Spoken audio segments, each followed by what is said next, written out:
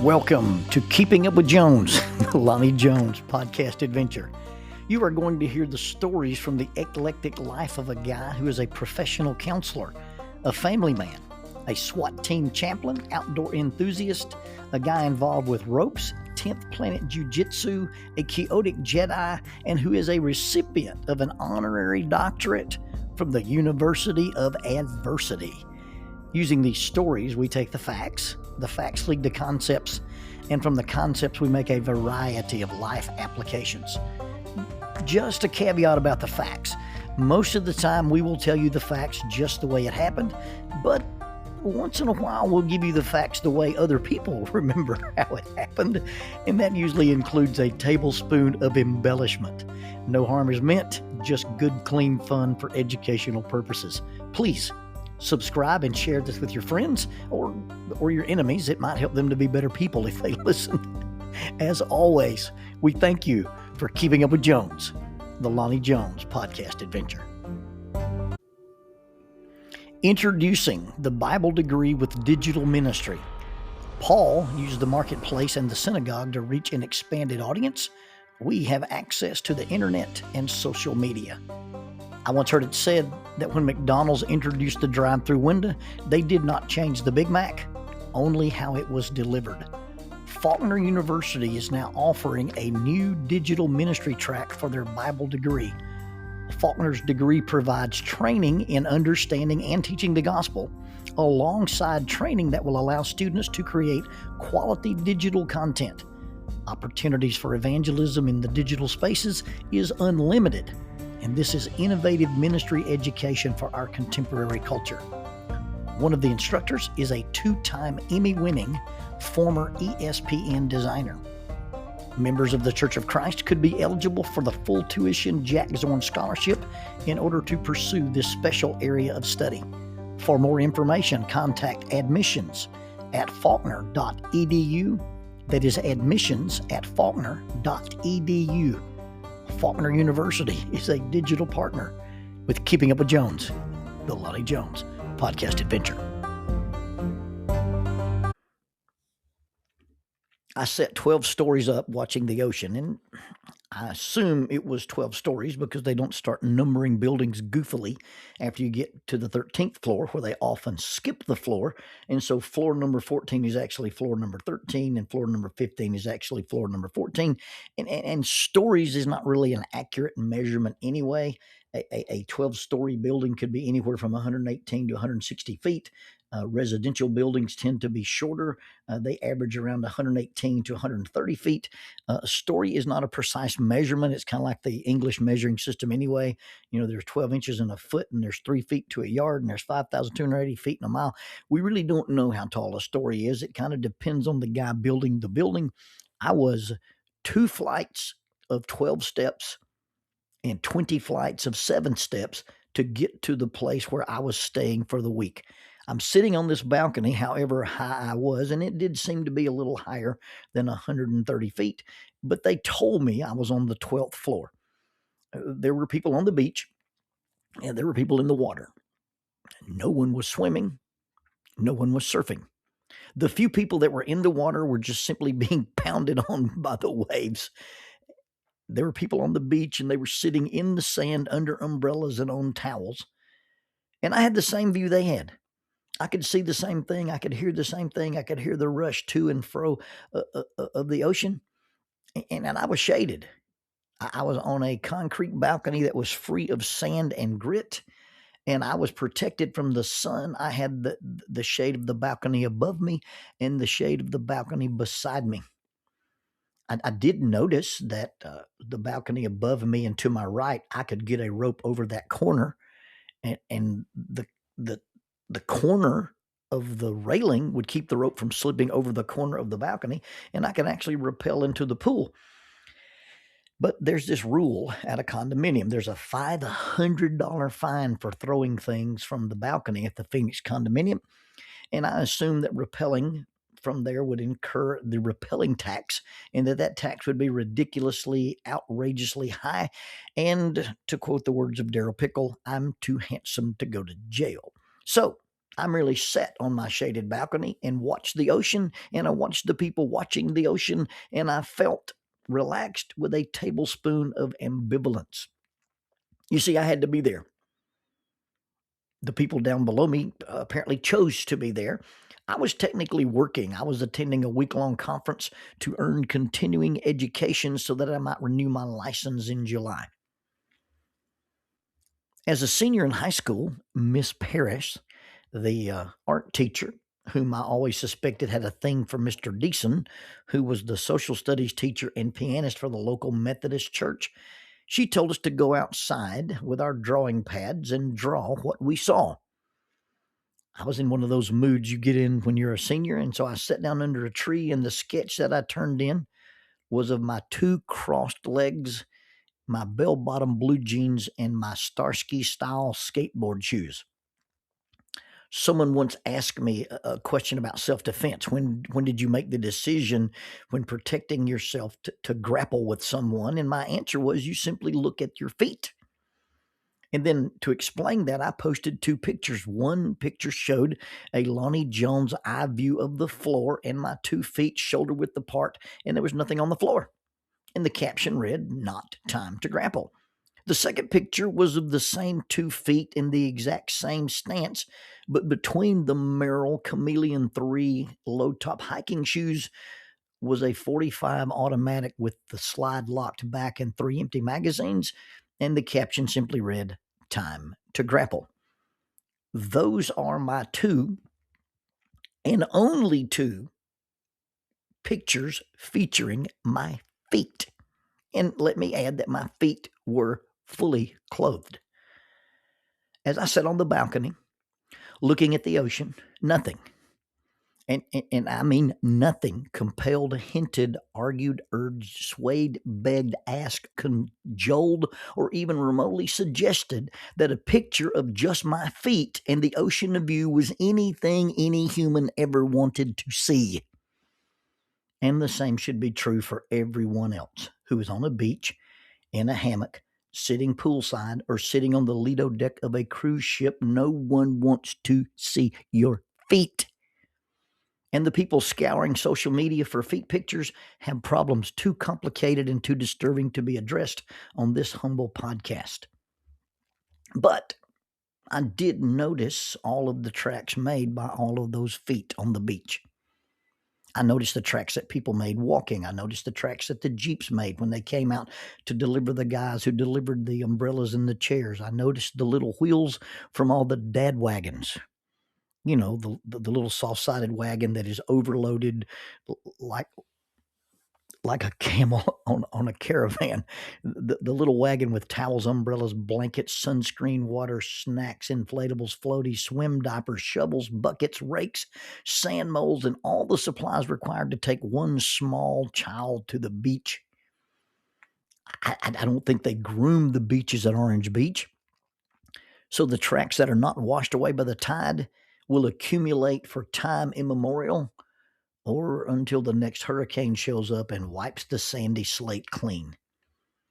The second day of the conference, I emerged onto my balcony.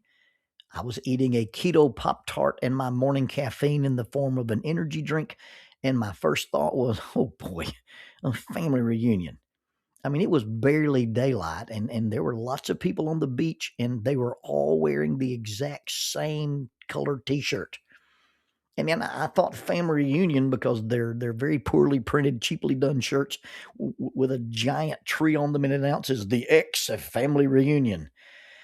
Well, I began to look at all these little green t-shirts, and on closer inspection, they not only looked the same, but they were all looking at the same thing.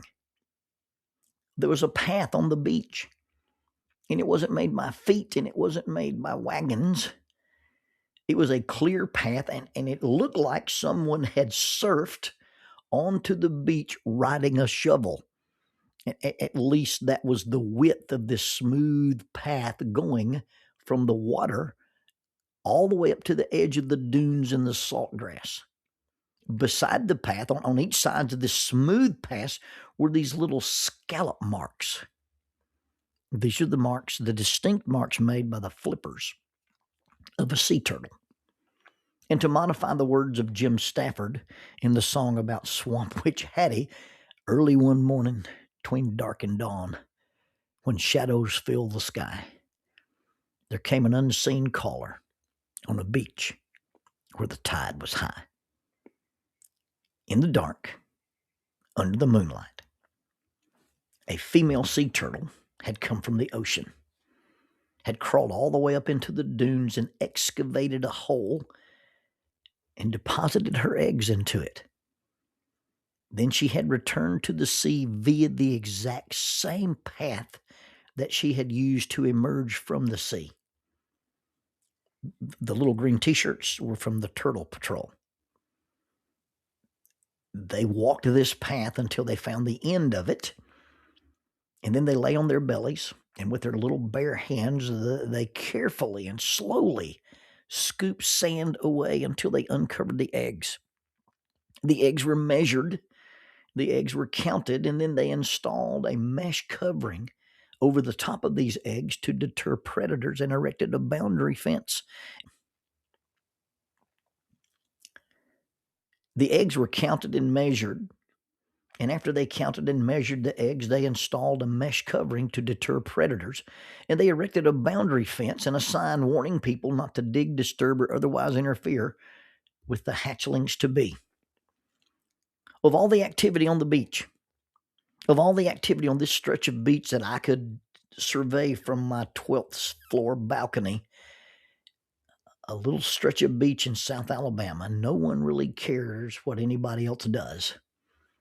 You can sun, you can sleep, you can swim, you can surf, you can boogie board, you can fish, you can play ball, and most of it goes unnoticed by other people. Everybody's there doing their own thing. Everybody just does their own thing. But the only tracks on the beach that drew attention, the only tracks on the beach that left an impression other than the impression itself, was made by a visitor nobody saw. She came and she departed, her task complete and her biological purpose fulfilled. No one saw her do it, but what she had done left an impression. One of the sessions at this workshop that I was attending was about burnout. It was interesting because in this class, they talked about dealing with burnout, and they said in order to deal with burnout, one had to address not just the biophysical, what happens to your heart and your head and your lungs and your blood pressure, but you had to address the biophysical spiritual model. And then when they began to talk about the dimensions of the spiritual model, they had to offer a caveat that this was in no way religious, or so they claimed. But the spiritual model and the biophysical spiritual model was composed of meaning, purpose, value, and a sense of connection. The difference in coming to the beach to lay out and coming to the beach to lay eggs pretty much summed up meaning and purpose for me. A sea turtle will live the vast majority of its life at sea. In fact, a male turtle will hatch on the land and crawl into the sea and will never return to the land. But there's something about that spoke to me. Born on the land, but designed to live in the sea. The females return to the land only to put their eggs in a nest. If you've ever seen a turtle on the beach, a turtle on the beach is inelegant. It is slow. And the trek across the sand looks painful, and it even looks laborious. Just go out and army crawl in the sand. I gave up running on the beach for my cardio, and I did my cardio on the 15 floors of the stairs of the condo. That's how I know how many flights of 12 steps there were and how many flights of 7 steps there were. When you get past the 12th floor, the flights of steps then get numbered in 8s, 9s, and 12s again, and you go all the way to the top. I chose to run those stairs every day rather than get out and run on the beach. If that tells you anything about how joyful it is to move in the sand, and I'm designed designed to move on the land. I have bipedal locomotion. This turtle has these flippers, and they're designed to fly underwater. But at this time in her life, because of the purpose, because of her biological purpose, this little turtle crawled out of the ocean. And the crawl the turtle makes from the sea to the land is difficult, but that difficulty is moderated by identity, purpose, and connection. This is what she was designed to do. She's vulnerable on this journey, and it may be the only time in her life after she reaches a certain size that she is vulnerable to anything. And resilience, not burning out, not giving up, not quitting, resilience then is not defined by what we do, but rather why we do it. Meaning, value, and purpose. When we lose the meaning, or what we do has no value, and we don't understand or we don't remember the purpose, we will quit. Or we will quit working at whatever it is. Meaning, value, and purpose, when they get occluded, they get clouded, they get unable to see or remember or define, when we forget about others and we only think about ourselves, it's easy to burn out. It's easy to burn out on a job, on a marriage, on ministry, as a police officer, as a parent, when it becomes about us rather than about our values, about our meanings, and about our purpose. The arduous trail, the marks of the turtle dragging herself out of the ocean onto the land, was marked not by her enjoyment of the beach, but a purpose that drove her from within, that she would venture onto a beach and be exposed, if she doesn't get back in time, to the sun, exposed to the sand, and exposed to anything or anyone that found her and could have easily caught her. And she exposed herself to those things because this was the only place she can lay her eggs. The only place she can lay her eggs is on land, and her trek had a purpose. Now, a turtle probably doesn't operate on meaning and value, but just on a purpose driven by instinct. And maybe there's a connection. You see, they don't lay eggs on just any beach, and they don't nest on every beach. I'm not sure what biological processes bring them to certain beaches, but they often return to the exact same beach, if not within a few hundred yards of where they were born, where they were hatched. That's a connection to this location with the Earth's magnetic field, driven by what scientists call natal homing. But the connection to the purpose of this location is clear. At one time, generations of turtles before, it was proven to be a safe nesting site. And after decades at sea, this turtle has returned to her nest in order to nest. And yeah, they probably don't do it because of meaning and value, but an innate connection and instinctual purpose. And that purpose is simply to give the world more turtles.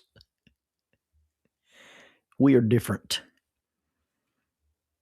We can choose to do, and we can choose not to do. We can go through the motions. We can play a part, pretend at a marriage, pretend at a friendship, pretend at citizenship. We can pretend at a job, and we can go through our lives and just simply collect a check. Or we can do what we do because of meaning, purpose, value, and connection. The why is greater than the what. If the what or the whatever overshadows the meaning and purpose, the why, then we begin to think more about the sand, the sun, the threats, the crawling pace, and forget about the generations of turtles before us and the generations of turtles after us, or the generation that we just put in place. When the what takes focus over the why, burnout, will follow.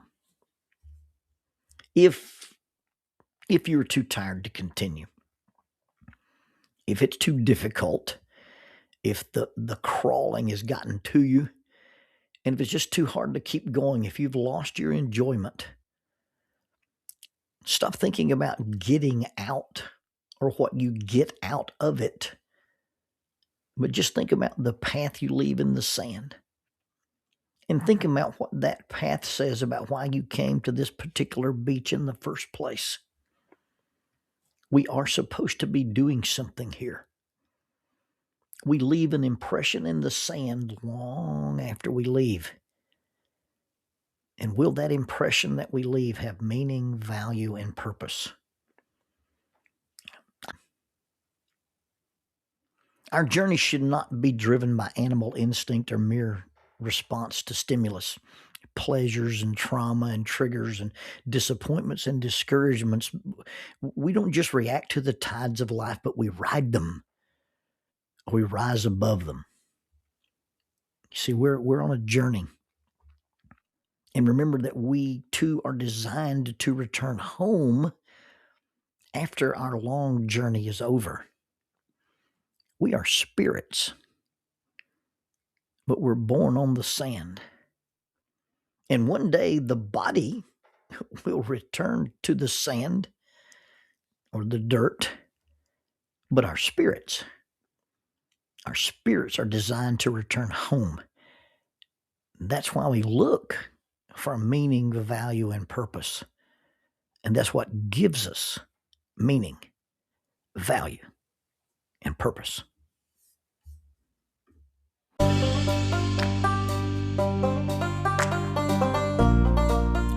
Using the tool of shortwave radio, World Christian Broadcasting literally covers the world every day with the gospel.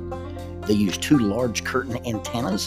One is located in Anchor Point, Alaska, and the other in Madagascar. They send out messages that are recorded at their international home in Franklin, Tennessee. They make available 40 hours of broadcast every day. The broadcasts are made in English, Chinese, Russian, Spanish, Portuguese, Korean, English for Africa, and Arabic. They would love for your group to visit them. You can bring your ladies group, your youth group, or your men's group. Just give them a call at 615-371-8707, 615-371-8707, or you can go to 3Ws and a dot, worldchristian.org, find the Donate Here button, and make a financial contribution to support this work that literally covers the world every day with the gospel. World Christian Broadcasting, in cooperation with Keeping Up with Jones, the Lonnie Jones podcast adventure.